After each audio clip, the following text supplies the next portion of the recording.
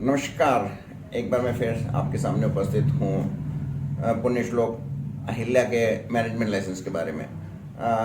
अभी मैं फिर एक बार पहले मैंने आपको बताया कि पहले तो लाइसेंस में एक बार तो मैं बताया कि किस तरह से रिक्रूटमेंट करना चाहिए। आप कहाँ भी जाओ, जहीं भी जाओ, तो आपकी आंखें खुली रखनी चाहिए और कहीं अगर आपको टैलेंट दिखे और वो आपको लगे कि सूटेबल हो आपके ऑर्गेनाइजेशन के लिए, तो उसको वहीं से एक उसको रिक्रूटमेंट की प्रोसेस आपने चालू कर देनी चाहिए। और फिर उसके बाद किस तरह से सक्सेशन प्लानिंग के बारे में मल्हार राव ने अहिल्या को अपना उत्तराधिकारी एक तरह से बनाने की कोशिश की और अंत में बनाया भी।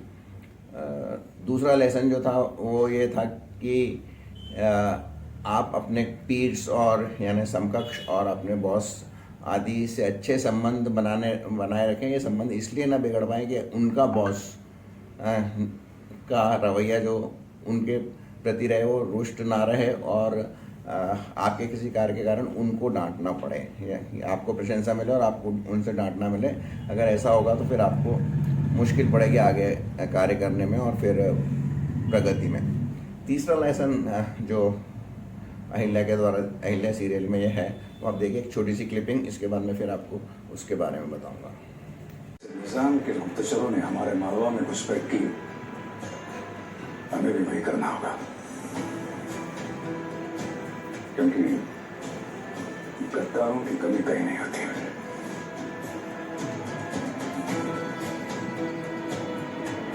जब तुम यहाँ सबके साथ बैठे हो तो तुम्हें बातचीत में हिस्सा लेना चाहिए ना। कम से कम सुन ही लेते कि क्या बात हो रही है। हम क्या करें सुनकर रहता, जो भी करना है बाबा साहब कर लेंगे। और वैसे भी उन्हें कोई जरूरत नहीं हमारी सलाह की। ये तो कोई बात नहीं। अरे छोड़िए ना दादा, हम कब से इंतजार कर। तो किस तरह आपने देखा कि इस क्लिपिंग में सूबेदार मल्हार राव होलकर का दरबार है, उसमें बहुत विशिष्ट व्यक्ति बैठे हुए हैं। उनमें एक तो उनके मुख्यमंत्री यानी प्रधानमंत्री हैं, दूसरा उनका अडॉप्टेड सन और काफ़ी में जो नंबर 2 माना जा सकता है वो है तुकोजी राव, और तीसरे उनके पुत्र खांडे राव हैं।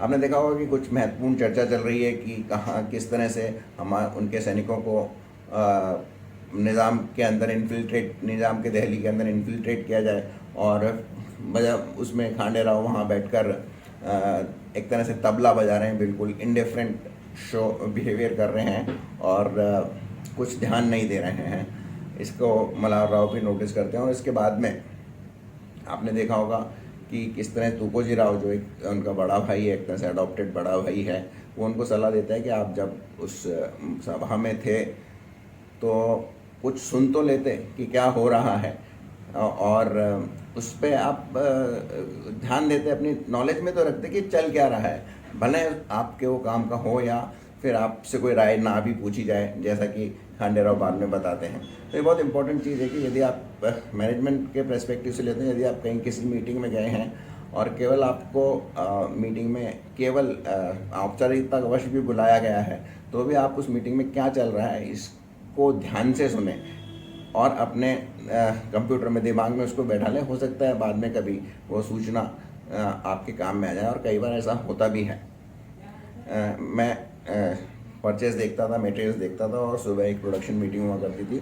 उसमें हमारे परचेस के जो शॉर्टेजेस या मटेरियल कवरेज उसकी डिस्कशन के बाद हमारा रोल ख़त्म हो जाता था। फिर भी मैं अपने जो साथी थे डिपार्टमेंट में उनसे कहता था कि आगे भी इस मीटिंग में रहो और देखो, सुनो कि क्या हो रहा है, भले आपका ये इंटरेस्ट का हो या ना हो, लेकिन हो सकता है उसमें कोई चीज़ ऐसी कही जा सके जो बाद में आपको काम में मुश्किल से आपको बचा सकती है।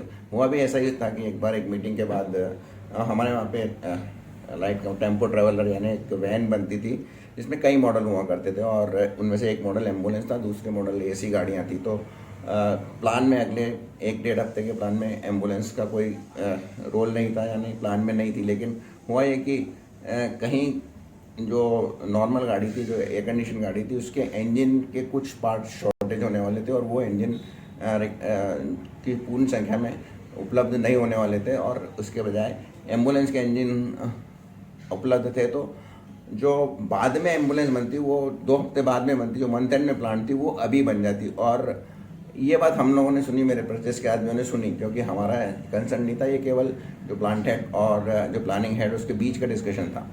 लेकिन हमने तुरंत एक्ट किया और हमने ये इंश्योर किया कि जो एम्बुलेंस के पार्ट्स हैं, जो विशेष स्पेसिफिक पार्ट्स होते हैं, जो एक्सक्लूसिव पार्ट्स होते हैं, वो आखिरी में आने के बजाय हमने तुरंत उनको उपलब्धता उनकी करवा दी। और हुआ भी है कि आखिरी के बजाय उनको कम से कम 10 दिन पहले एम्बुलेंस बनी। और हम उसमें हालांकि हम आर्ग्यूमेंट कर सकते थे कि हम शॉर्टेज के कारण हमने ये आपने प्लान चेंज किया वगैरह वगैरह, लेकिन दबाव में तो हम जरूर आ जाते क्योंकि वो पार्ट्स तो लाके देना ही था, तो उससे हम बच गए। तो इस तरह आप कहीं भी रहें तो आप अपने कान जरूर खोल कर रखें और उस सूचना को अपने दिमाग में घुसाते रहें। अब इसमें कुछ लोग आर्ग्यूमेंट देते हैं कि कितना कचरा हम अपने दिमाग में रखें।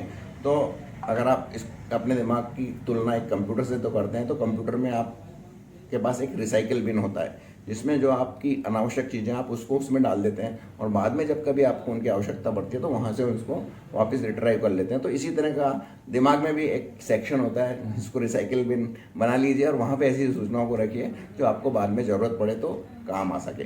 तो ये दूसरा बहुत इंपॉर्टेंट लेसन है अहिल्या सीरियल में, जो ज़रूर आप इस्तेमाल कीजिए और आप भी इसको ध्यान में रखिए, आपको ज़रूर ये मदद करेगा। तो बहुत बहुत धन्यवाद। मेरा चैनल यदि आपने सब्सक्राइब नहीं किया हो तो अवश्य कीजिए ताकि इस तरह के छोटे छोटे सूत्र आपको मिल सकें। बड़ी बात तो मैं कर नहीं पाता हूँ। तो धन्यवाद आपका बने रहने के लिए। और अंत में वही, मास्क है ज़रूरी, 2 गज दूरी, मास्क है ज़रूरी। बहुत बहुत धन्यवाद।